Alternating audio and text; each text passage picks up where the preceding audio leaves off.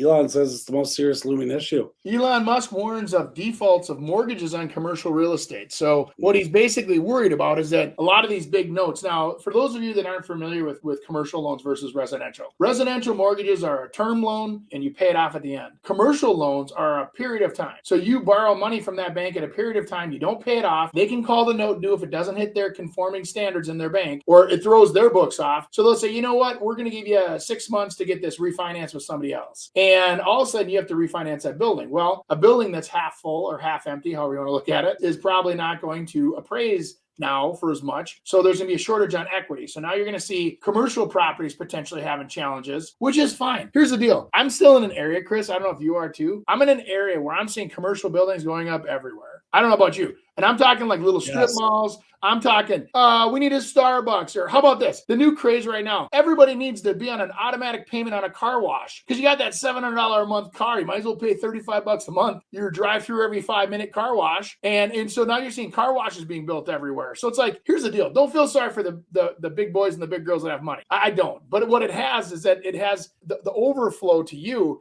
is that all of a sudden they may not expand their factory or they may not expand their business. They may decide to contract their business in your area. Hence you lose jobs. People can't pay mortgages or whatever else. And then that puts pressure on housing too. So that's what I think if you read through the fine print. I really don't feel sorry for these big hedge funds that all of a sudden are going to be short 40% on their investment. They were dumb enough to make the investment. They're dumb enough to, take the loss. Well, I think too what they're doing is they're adjusting what the market is saying to them. And I think times like this allow you to tear down a mall and bring in some other, look at like West End in St. Louis Park. I mean, they saw a need, and it was obviously upper bracket rentals, and they lined that freaking freeway in West End with huge apartment buildings the whole way. There's an apartment across the street that I think would be perfect for you and I, Chris. Oh. So remember where that Good Day Cafe is, where we used to have breakfast? So right next door, they have an apartment that actually has a lazy river. Really? I know.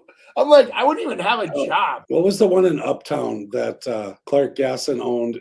We did our radio show stuff there, and we had guys right across from Stella's. They had a hot tub over the foyer, and then they actually had a bar for all the residents. Awesome. Remember our buddy Nick? Nick had an apartment there. Yes, yeah, that's right. Nick, Lolo had an apartment there. Lolo, yeah. And he goes, I gotta be honest with you. He goes, this is really fun living here, but he goes, I gotta get out of here. I'm gonna die. He goes, it's every night. Woo, woo, woo, woo. $2.5 trillion in debt will mature.